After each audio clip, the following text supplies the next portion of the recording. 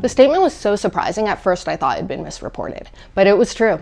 On Tuesday, during a meet with Australian Prime Minister Scott Morrison, US President Joe Biden really did say, "The United States has no closer or more reliable ally than Australia." Well, that's certainly news to Canada. Our own federal government website states, "The United States is Canada's most important ally and defense partner." The same has been said by Canadian prime ministers and reciprocated by their presidential counterparts for over a century, from William Mackenzie and Franklin D. Roosevelt to Brian Mulroney and Ronald Reagan and Stephen Harper with both George W. Bush and Barack Obama. Even when our leaders personally dislike each other or come from different sides of the political spectrum, the US-Canada relationship has always been put first. Until now, apparently. Like a Bachelor contestant who thought she was the one but got left standing in the shadows without a rose, Canada suddenly finds itself on the outside looking in. The fact is, Prime Minister Justin Trudeau failed at one of the most essential parts of his job, successfully managing US relations.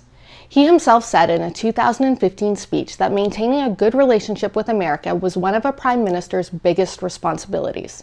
He called it definitional. He also accused the Harper government of undermining it with an absurd spectacle of a hectoring, belligerent Canada. Trudeau even went so far as to say we should judge the Harper era by asking, is Canada's relationship with the United States better or worse than it was when Harper took office? So it seems more than fair to do the same for Trudeau. For a while, he could excuse poorer US relations by gesturing wildly toward Trump, but things have actually worsened under the supposedly like-minded Biden administration.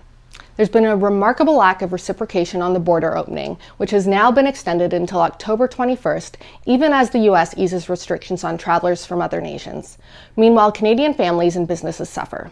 Canada also didn't get so much as a courtesy phone call before the pivotal G7 meeting on Afghanistan, despite calls going out to Britain, Germany, France, and Italy. We were caught off guard throughout the entire crisis.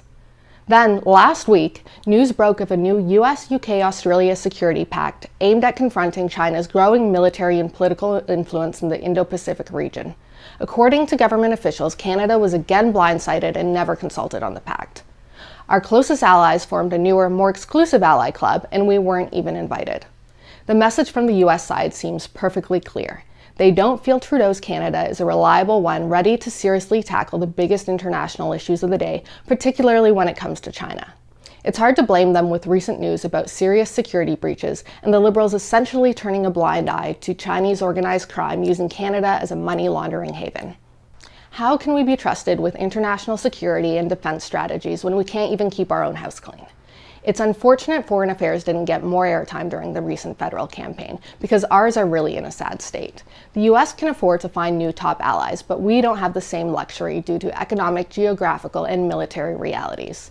If Trudeau can't salvage the relationship during such a pivotal time, the coming years and decades could be some of Canada's most difficult as we discover just how much we really need our neighbors to the south.